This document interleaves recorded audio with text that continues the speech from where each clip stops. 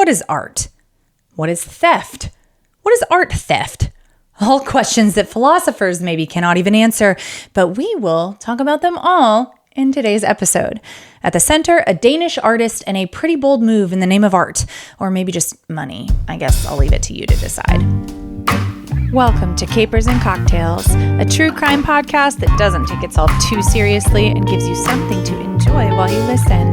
The following content may be disturbing to some. Discretion is advised. If you're enjoying one of our themed cocktails, ensure you're of legal drinking age and have fun, but drink responsibly. Jens Honning was born in Denmark in 1965. Jens is a Danish conceptual contemporary artist who lives and works in Copenhagen. He attended the Royal Danish Academy of Fine Art from 1988 to 1994 and the München, Germany Academy of Fine Arts from 1992 to 1993. Migration, displacement, nationalism, human cohabitation, shifting Western civilization, and global society's power and communication are some of the subject matter of the art he's been creating since the 1990s. He was an artist in residency at the KW Institute for Contemporary Art in Berlin, Germany from 2004 to 2005. And some of his more powerful works include Hijacked, which he created in 1995. For this one, Jens took over a public advertising space and replaced the advertisements with images of homeless people from the same area. The work aimed to draw attention to the often invisible presence of homeless individuals in urban spaces. Homeless Signs from 1996. Jens created a series of signs based on those used by homeless people to ask for help or money. The signs were displayed in gallery spaces, challenging viewers to confront issues of poverty and social inequality. He also at least once moved an entire car dealership and another time an entire textile factory, including its dozen employees, into exhibition facilities. He reminds me a little bit of Banksy, but like with stuff versus spray paint, I guess. Well, we can't forget Banksy's self-shredding girl with the balloon. Now to discuss one of Jens's most controversial pieces of art. In the winter of 2020, 56-year-old Jens was commissioned as one of the 22 artists by the Kunsten Museum of Modern Art in Aalborg, Denmark, to create two distinct pieces of art for their exhibition called Work It Out, which looked at the future of working life and the role of people in the labor market. To be specific, Jens was actually asked to recreate two pieces from 2007 and 2010 that used real cash framed in two canvases to represent the average annual income on one in Austria, called an average Austrian year income, and the other in Denmark, called an average Danish annual income. These two pieces largely displayed that there is a big pay discrepancy between the two countries. Specifically, Danes earned around $47,000, while Austrians earned $27,000. So anyway, Jens was given 532,549 kroner, or around $84,000 plus fees and expenses for these commissioned works. That $84,000 that the museum gave him included both his artist's fee of $8,000 and $76,000 to actually put on the canvases and frame. So when the boxes containing the canvases arrived at the museum staff opened them up, but to their surprise, they did not see anything that resembled the earlier pieces. In fact, what they saw were two framed blank canvases, which Jens had titled, "Take the Money and Run." Pretty good, right? Well, the museum sort of thought so too. The CEO of the museum, Lasse Andersen, said, quote, "I actually laughed as I saw it," end quote.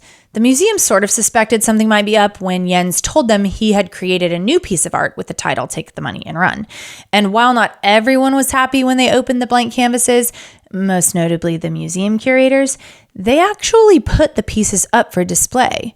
Jens would say, quote, "I encourage other people who have just as miserable working conditions as me to do the same. If they are sitting on some shit job and not getting money, they should take the money and run," end quote.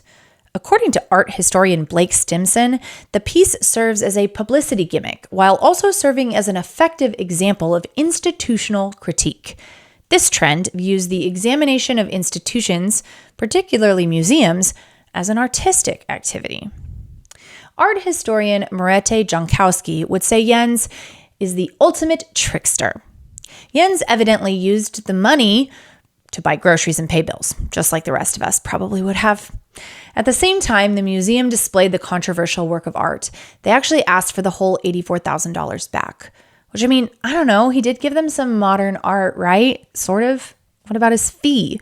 The museum did acknowledge that Jens produced a provocative piece of work. Lassie said, quote, "It wasn't what we had agreed on in the contract, but we got new and interesting art," end quote. Jens agreed, saying, quote, "I saw from my artistic point of view that I could create a much better piece for them than what they could imagine. I don't see that I've stolen money. I've created an art piece, which is maybe 10 or 100 times better than what we had planned. What is the problem?" End quote. The art exhibit itself read, quote, "Even the lack of money in the work has a monetary value when it is designated as art, and thus shows how the value of money is an abstract quantity," end quote. Jens had until the exhibition closed on January 16th, 2022 to return the money, but he actually refused to give any of it back. So the museum pursued legal action. Jens would tell Danish radio, quote, "The work is that I have taken their money. It's not theft. It is breach of contract, and breach of contract is part of the work. The work is that I have taken their money," end quote.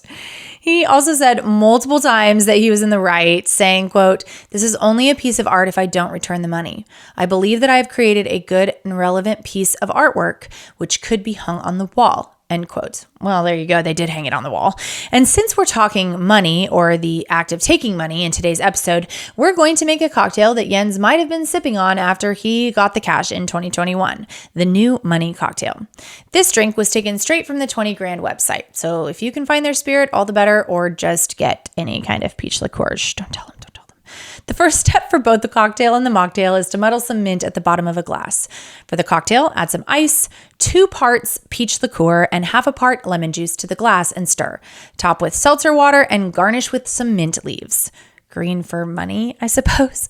For the mocktail, add ice, 2 parts peach juice, and half a part lemon juice to your muddled mint glass. Stir, top with seltzer water and mint leaves, and sip like you had the idea to take the money and run. On January 17th, 2022, the museum announced that it had filed a civil lawsuit against Jens. Lassie, the CEO of the museum, would say, quote, "We are not a wealthy museum. We have to think carefully about how we spend our funds, and we don't spend more than we can afford," end quote. The money had evidently come from funds set aside for building upkeep. The legal proceedings lasted over a year, but after the dust settled, a Copenhagen court did not agree with Jens's claim that it was only a piece of art if he didn't return the money, and went ahead and ordered Jens to return the money. The judgment, released on September 18th, 2023, did deduct about $5,700 from the repayment amount for an artist and display fee, so I guess the court did agree with me. The court ruled on the basis that the artwork was deficient compared to what was outlined in the contract. Evidently, also, the contract literally said the money was to be repaid after the exhibition. The ruling also dismissed a counterclaim made by Jens, who said that the museum had infringed on the work's copyright. The copyright of 2 blank canvases. Pretty bold. Jens also had to pay everyone's court fees involved. That probably ate up the $5,700 pretty quick.